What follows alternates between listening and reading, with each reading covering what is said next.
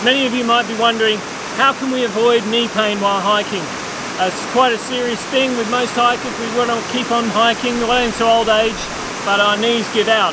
And particularly if you also do a lot of cycling, you might also find when you cycle and then you go on a hike, you might find that the knees will give out quite quickly. So basically, we want to be stepping, when we climb, we want to be stepping up and then bringing the butt back, using your arms or using sticks, that's just as good, and kind of pushing yourself up using your glutes. What we don't really want is the knees popping forward and then loading the quads here.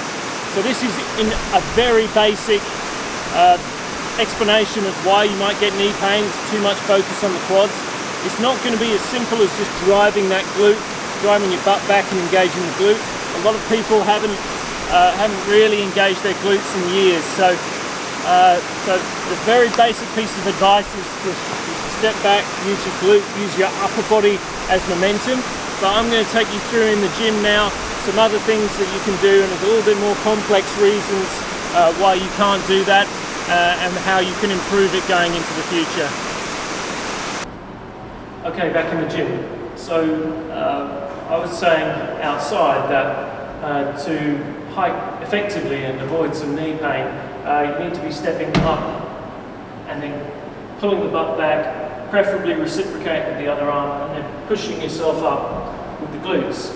Now, this is a little bit easier said than done, but you may also be thinking that your main problem is going down, and that's what's really getting your knees, it's not so much going up.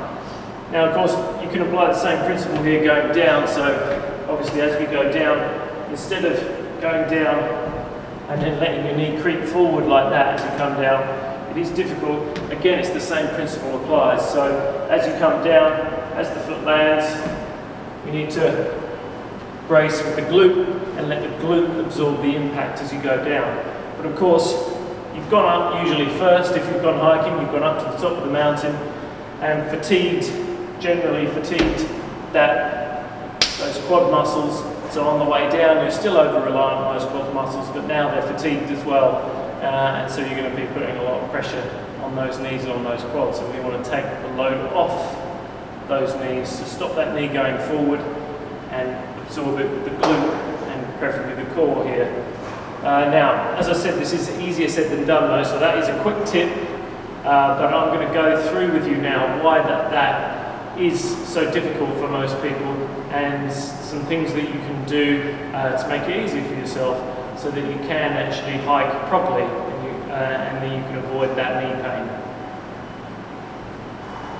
Okay, so why is this difficult? Why is it difficult to engage the glute as you're going up hiking, or indeed just generally engaging this glute?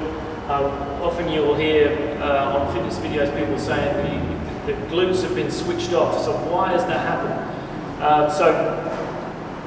So a lot of people in our culture at the moment, because of sitting too much, having lifestyles that aren't really matched with how we've evolved, find it very difficult to do this. So this would be hip flexion, and then this as you bring your foot down and propel yourself forward into your gait, whether it's on the flat or going up or going down, is hip extension. So we've got hip extension here, and that pulls you forward.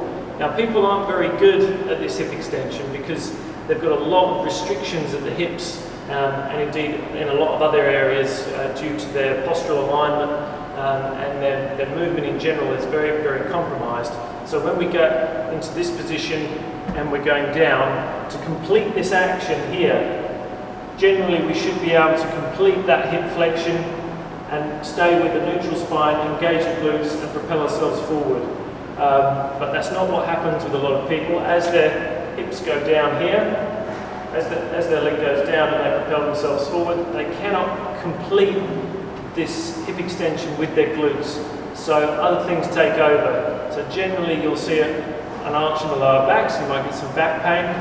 You often find this with runners particularly. And then also what happens if I turn front on here is as this comes down, they can't complete this action with their glute, so their gluteus medius takes over here, and then you'll find they'll turn their foot out. And you can try this for yourself at home. A simple exercise that I've done in a lot of other videos is just to drive your arm forward and up like that, and then take a step back too, like that. So forward and up, and take a step back. And just look what happens on the step back. You'll often find that your step back will be like this, and you'll be pointing out to the side. Obviously we don't want that. We want the force to be going in that direction because we're going in this direction, we're going forward and back, so we want the force to be going this way. We don't want our joints to be pointing in other directions. So I'm going to take you through a few exercises on how to achieve this, although it is more complicated than you might think, but we can get you started on it anyway.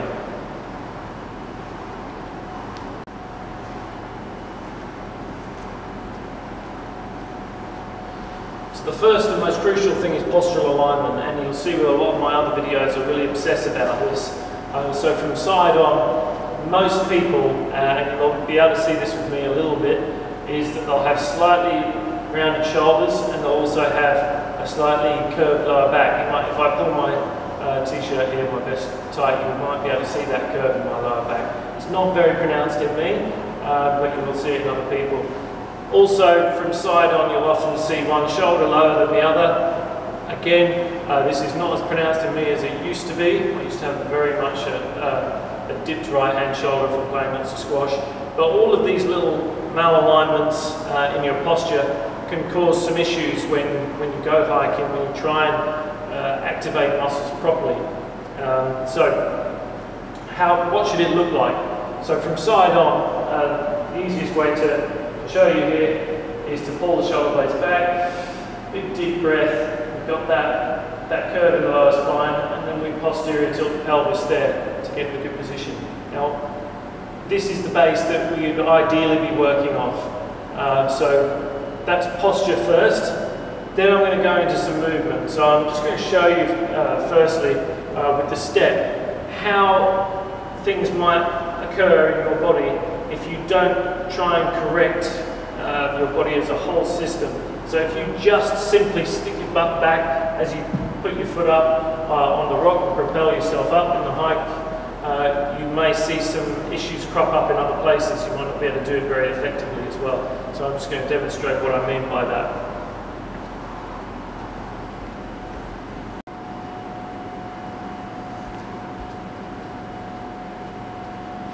Okay, so let's look at some possible problems. So, like I've said, we're going to step up. I'm showing you from the front because I'll show you what kind of malalignments or misalignments can happen here. So, obviously I'm telling you to step up, butt back, and then push yourself off. So if you just do that without any regard for the rest of your body, the rest of the posture and the rest of your body, what tends to occur might be something like this. I'll show you from front on and from behind for this. So as we step up, like this, try and engage that glute. What you might find is that you get your knee starts pointing in. That's pretty common. And then you'll step up, and obviously you're just changing the stress point on your knee. Now, what you might find is that this simple tip of getting your butt back actually does relieve quite a bit of knee pain to begin with. But this is only going to be a short-term temporary fix. You're going to push the problem somewhere else, possibly maybe in the knee, but maybe also somewhere else. Another thing that can occur is that as you push this butt back, your hip is going to pop out to the other side because you just don't have the range here to get your glutes engaged, to get that butt back in that position and stay straight. So your body will compensate and will do kind of this twisty motion with your hips. So obviously then you open yourself up to some hip pain, maybe some back pain as well. But you might fix your knee, but you've just moved the problem somewhere else. But you may also just cause even more problems in your knee. So it's really not as simple as just doing just one simple tip of one simple thing. So postural alignment is very important when you're walking along, and then in a good postural position, you'll stand a better chance of going straight there. Even then, I could feel, as I stepped up, I'm favouring a little bit more to my left side of my foot there, so that you really do have to concentrate when you do this. Now, this is obviously unrealistic when you go hiking. You want to enjoy what's going around you. You don't want to be thinking about every step you make. So there are some some exercises you can do in the gym, which will perhaps get this more into your subconscious. So you can think about it a little as you hike, and then it goes a little bit back into your subconscious if you practice the routine of doing some of these exercises every day. And I'm just going to take you through a few of those.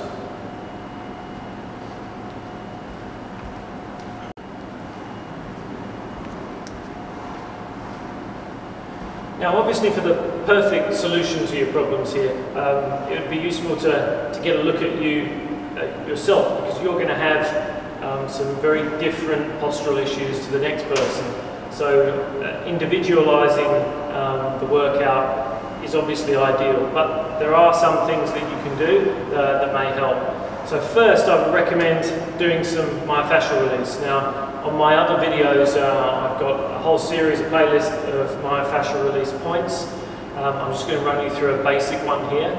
So like I said just now, most people do have these overactive gluteus medius muscles because it's the gluteus medius that rotates the femur out like that. So as you can imagine, when you're doing this hip extension, so as you come down and you push up, you can't complete this hip extension with your glutes, so you use your gluteus medius and then you come through like that. This is obviously not good. We don't want that rotation. We want to be driving all our energy forward. So physics is just basic physics. If you've got energy dissipating out to one side when your joints are stacked to be going forward, this might be a bit of a problem. So I'm just going to demonstrate one gluteus medius release for you here. So all you need to do is lay down on your back, and we're going to pop that between the crest of the hip here and the femur. Pop that in there, and then we're just going to roll on it like that. So I've got quite a hard ball for this, but you can do it with a tennis ball to begin with, because I can assure you it will be quite painful. And all you do is just find a tender spot and then just hold it on it, and just move it around very subtly in that little gap. So it's between, like I said, between the femur and the crest of the hip, and then just behind.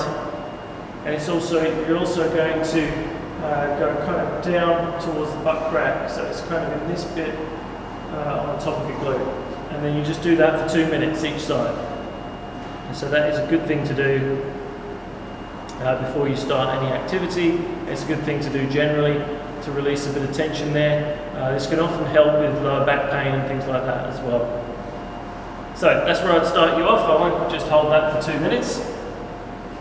Then another thing you can do, this next exercise is part of my functional warm-up series, but you can incorporate this into a lot of other exercises you do as well. So this is called a sit and reach. So you start by finding a good postural position, feet about hip width apart, and then I want you to sit back with a slightly bent knee and then reach forward. Now once you hit that position, you should feel kind of a stretch here in your butt and in the top of your hamstrings. And then as you reach forward with your arms and you sit back a bit more, the weight should be kind of on your heels here, you should feel it even more. And what we're doing there is practicing loading the glute and hamstrings to this back line of muscle and fascia. Like that. So if you do like 10 to 15 of these before you start exercising, and then this exercise helps kind of set into motion where you should be what you should be doing when you're walking or squatting or anything like that. So it's kind of the same thing here. So when you start a squat, for example, you want that butt to go back and then go down. Or when you walk, or when you do that step or a lunge, for example, you want to step forward, butt goes back, then down. You notice here that my knee is not shearing forward. I'm not getting any of that shearing force on my knee, and I'm not loading the quads too much. You often find this when people do lunges.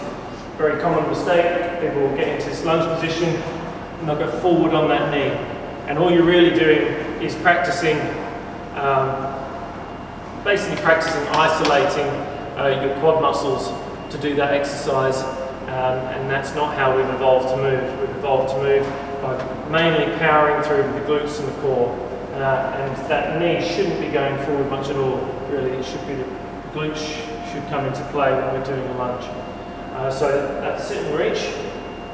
You can also do this as a static exercise. So same position. This exercise we're really going to practice keeping a neutral spine the whole way down. So in this position, if I relax again, take you through shoulders back, big deep breath, posterior tilt. So I'm really strongly posterior tilt in here when I'm in a standing position, but I can't maintain this posterior tilt if I'm bending forward. So if I bend forward and I maintain that posterior tilt, I've got this rounding in my back. So I need to anterior tilt my pelvis to flatten it out. And so this goes the same thing. When you step up, when you go hiking, you actually have to bend your torso as you go up. You can't do it bolt upright, otherwise it's likely you're going to fall backwards.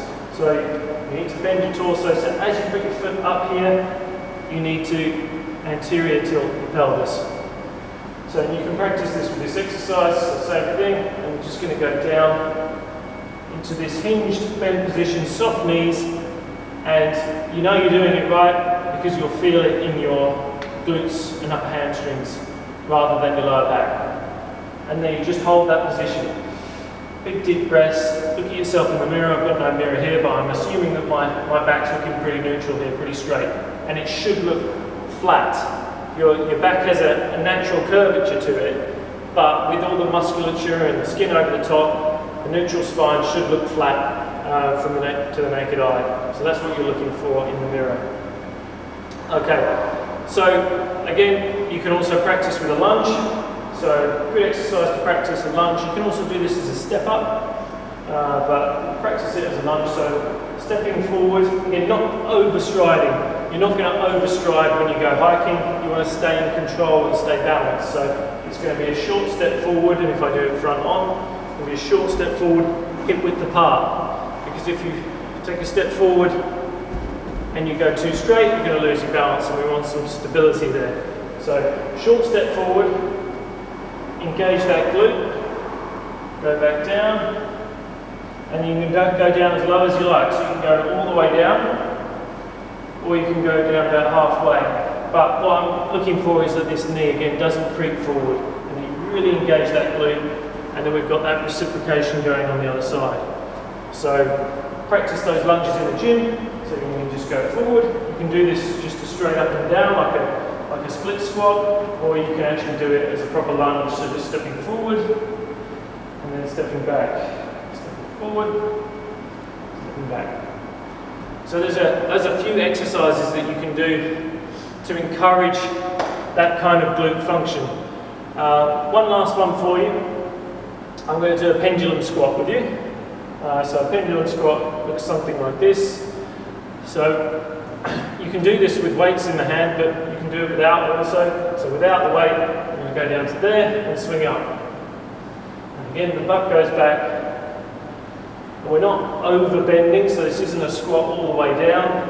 We're just going back and up, and just swinging the arms and using the upper torso as well. Because we really want to integrate the upper and the lower body together. That's how your body's meant to function. It's meant to function as an integrated unit, not as a kind of over isolated area in particular. So if you're going hiking a lot and you're doing a lot of leg extensions in the gym to build up your quads, this is all counterproductive because we want to exercise you as an integrated unit. We don't want to just build muscles in one area. That's really not how your body functions at all. Okay, and I'll just take you through, I have to change angles on the video here, an exercise that you can do to make this lunge a little bit easier. So you know I said we only want a small step forward. Well, a lot of people are really struggle not letting that knee creep forward. So there is a way that you can make this easier on yourself. So I'll just take you through that last one.